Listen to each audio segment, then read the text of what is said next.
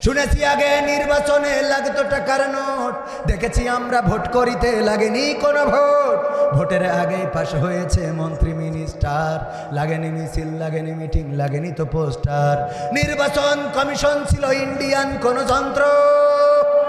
কেমন গণতন্ত্র ছিল, কেমন গণতন্ত্র, গণতন্ত্রের আড়ালে ছিল মোদির ষড়যন্ত্র।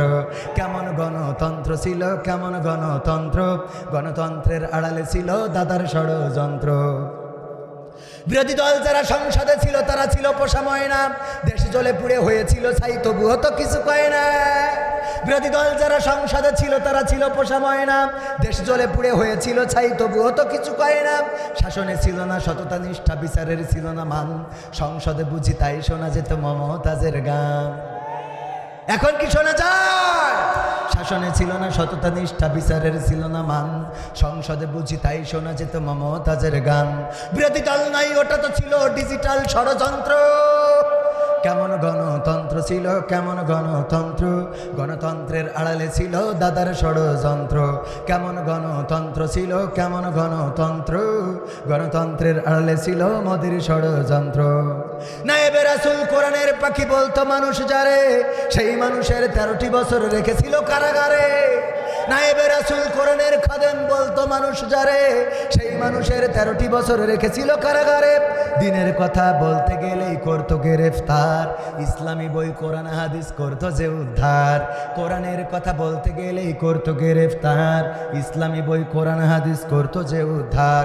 ওসবে নাকি থাকতো লেখা নাশকতার মন্ত্র। কেমন গণতন্ত্র ছিল, কেমন গণতন্ত্র, গণতন্ত্রের আড়ালে ছিল দাদার ছিল না, ছিল না। এই জন্যে দাদা নিয়ে গেছে না যায় নাই।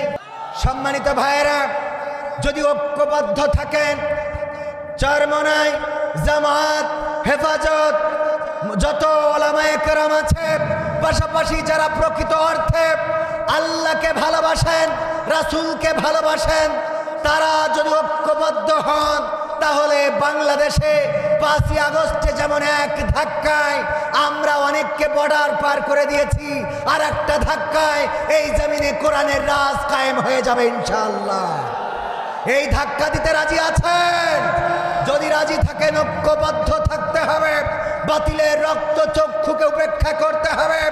আর বাতিলকে স্পষ্ট করে বলে দিতে চাই, আমরা কোনো দলের হয়ে কাজ করি না। আমাদেরকে জামাতের বলবেন হবে না, আমাদেরকে হেফাজতের বলবেন হবে না, আমাদেরকে আটরশি, ফুরফুরা, অন্যান্য যত দল আছে তাদের দলের ট্যাগ লাগাবেন হবে না।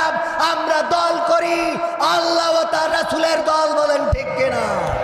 কারণ এই জমিনে যদি কোনো ইসলামী দল আল্লাহর আইনের বিপক্ষে যায়, আমরা সেই ইসলামী দলকে বঙ্গোপসাগরে ফেলে দেব, ঠিক না বেঠে?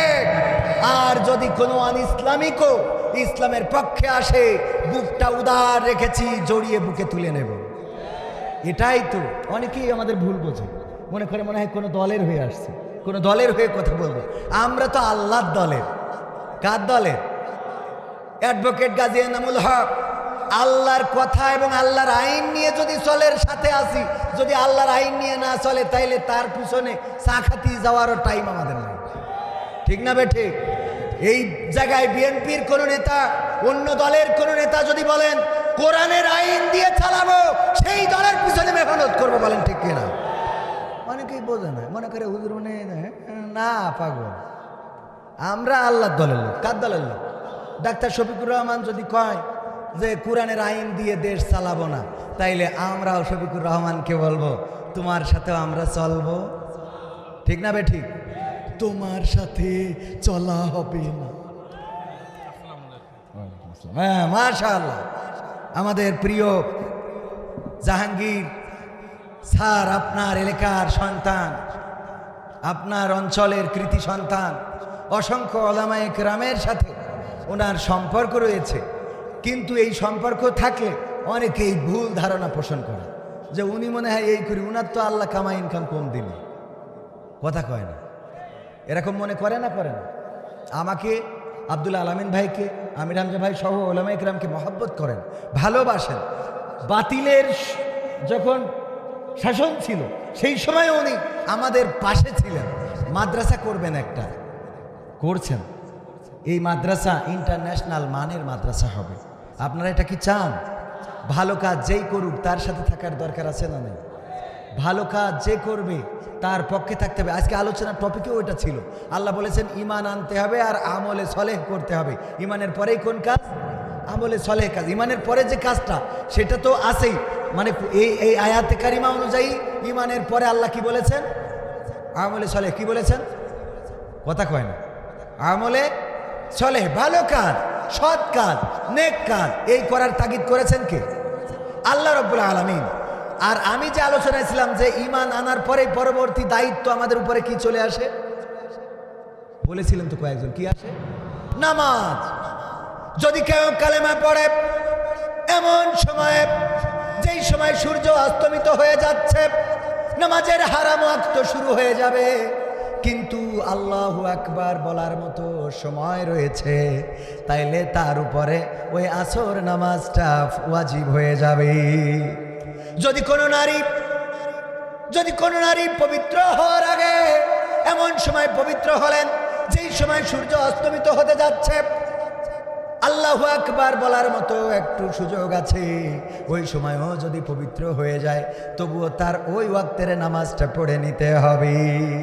ওগো আমার ভাইয়েরা, এই জন্য ইমানের পরে নামাজ।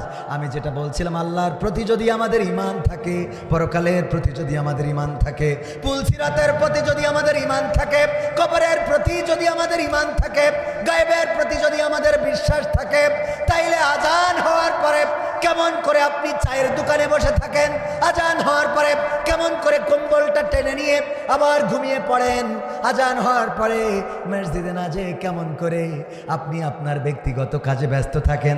যদি আল্লাহর প্রতি বিশ্বাস থাকতো তাইলে আপনি আজান হয়ে গেলে নামাজ না পড়া পর্যন্ত শরীরের মধ্যে অশান্তি কাজ করতো। বলেন ঠিক কিনা? তাইলে কি আমাদের ইমানটা ঠিক আছে?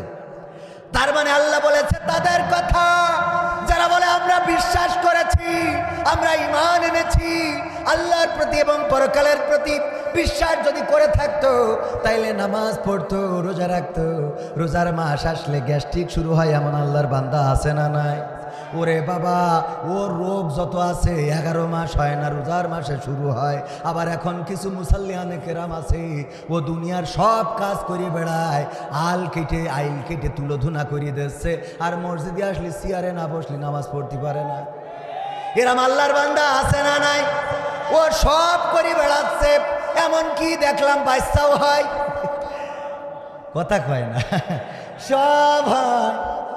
বাচ্চা হয় মানে তো খারাপ কথা না, তো আবার কি? ও আমার ভাইরা, এর পরে মসজিদে এসে চেয়ার নিয়ে বসে, চেয়ার ছাড়া নামাজ হয় না রে, ওর মতো ফাকেল আর কেউ হইতে পারে না। ঠিক না বেঠে? আল্লাহর কাজ করতে গেলে যত মাজায় ব্যথা, আল্লাহর কাজ করতে গেলে সিজদা।